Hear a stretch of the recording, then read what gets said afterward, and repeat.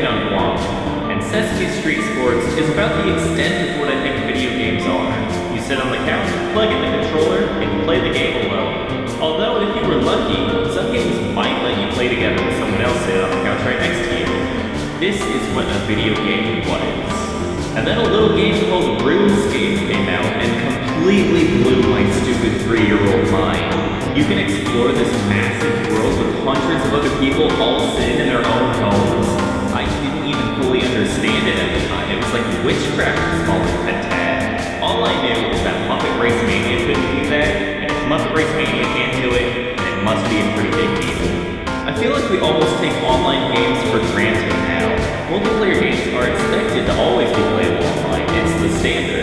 Being able to run around these massive worlds with other people all around our own world is honestly really incredible. And it's hard to think that there was a time where this common feature felt like a magical, impossible experience. And for me, that magic started in 2001 with Runescape. And now, like I said, I was a stupid 3-year-old, and I was still learning how to read. I couldn't really comprehend anything that was happening here. Oh, here we go, punching a cow. Now this I can understand. My sister was really into Runescape, and I would always watch her play. I thought it looked amazing, even though I really didn't understand what was happening. This was clearly very different from Sesame Street Sports. Also, yeah, I was like 3. It had to be at least 13 to make a Runescape account anyway. Wait, hang on a second. My sister was like 9 when she played this. Hello, police.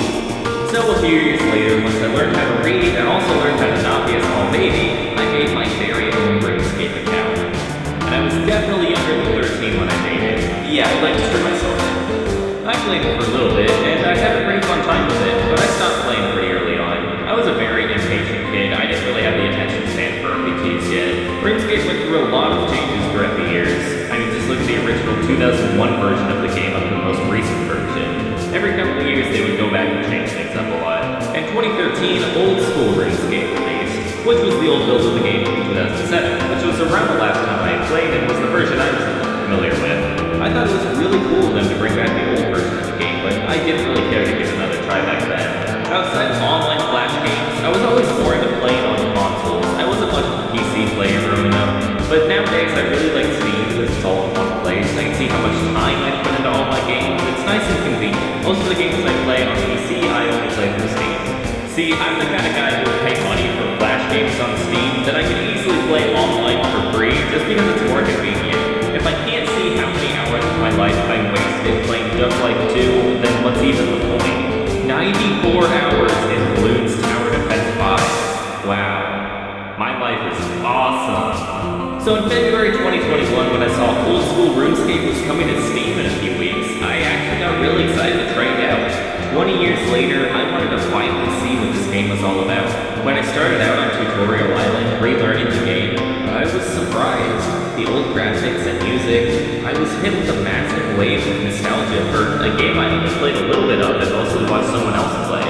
I probably should have been paying more attention to the actual tutorial though. For my first couple of hours, I really had no idea what I was doing. Thankfully, I found a friend of mine who had played before and could help show me around. After about 10 minutes of us spamming emotes, we embarked on our first mission to collect ingredients for the cook. It took me like 30 minutes to figure out. I was really lost. If I couldn't even figure out this first basic quest while having someone there to walk me through the whole thing, things weren't looking too good. But past the first couple of hours, I started to get the hang of everything and was having a blast.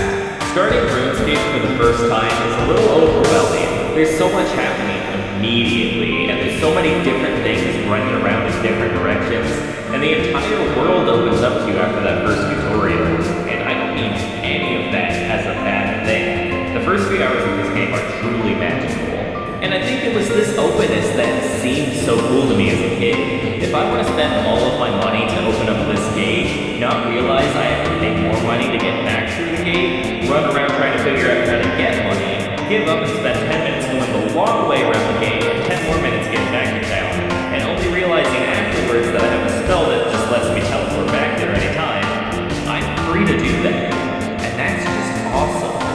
I spent the first few hours mostly just exploring and seeing what I could find.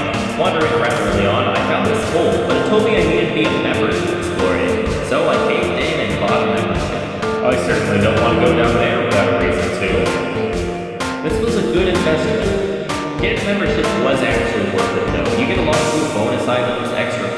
You get the ability to rob random NPCs, which is great. I really love how death works in this game too. If you die, you lose everything you have on you and are sent all the way back to the beginning area. But if you make it back within the time limit, you can reclaim all of your items. So the game turns into this mad dash across the entire world as you try to find your grave without getting killed again. No armor or weapons on the way back.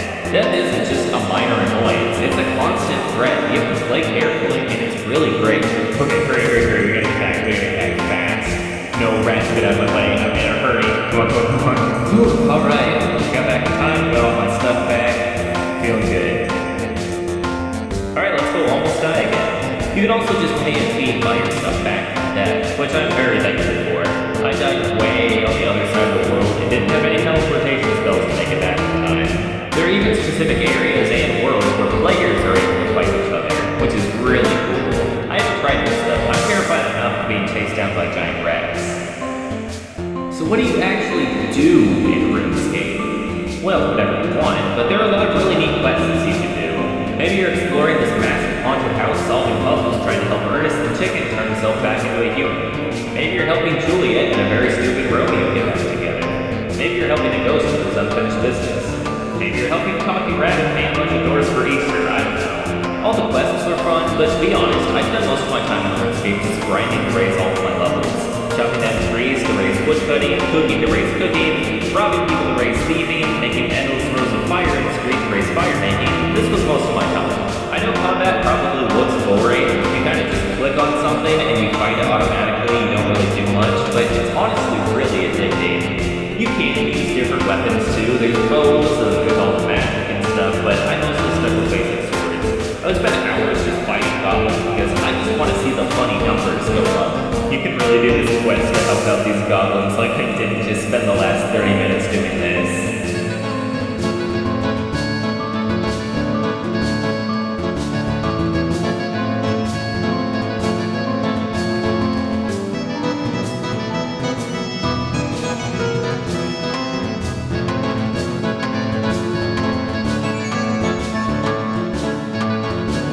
These guys that you just get locked in battle with for a good 20 minutes, so I leveled up a ton here. The world itself is really cool too. It's a lot of fun just wandering around and seeing what you can find. There's all these different towns with their own characters and quests. There's different enemies in different locations. Exploration feels really rewarding. Just wandering around aimlessly, you're bound to find something neat. And you'll often encounter other people playing online. I found this guy setting fire to the street out here. Haha, fire! It's lit. Haha, Runescape. Whoa, awesome. And then he traded me 10,000 coins for no reason. But my favorite area in the whole game is the Grand Exchange.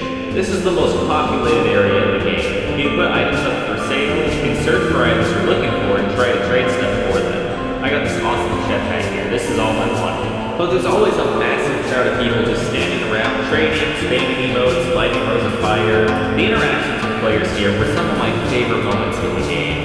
Listen, gamers, I like Runescape. Give me 10k to each gamer. Yo, I'm a gamer, smiley face. Need a small loan of $1 billion. Gaming in Runescape time. Free 10.69k for little gamers. Honors! Runescape. Enjoy, gamer. Awesome, thanks for gaming with me. I love gaming with fellow gamers. Yes, I enjoy being a rich gamer who can give GP to other gamers. There is so much more to this game that I haven't covered. Discovery is a big draw of Runescape, and there's a lot of really cool stuff that I wouldn't want to spoil. There's so much that I haven't even discovered yet. The world is massive, there's so much you can do. I was blown away by this game as a little kid, even if I didn't fully comprehend why. But now, 20 years later, I think I finally get it. You can explore this massive world, go anywhere, fight monsters, complete quests, or just do whatever seems fun. It's your adventure. And while you're doing those things, while you're on your adventure, you can run into a rich gamer who gives you free money from the other side of the world. You can waste your time spamming emotes with your friends. You can make rows of campfires in the middle of the street with complete strangers.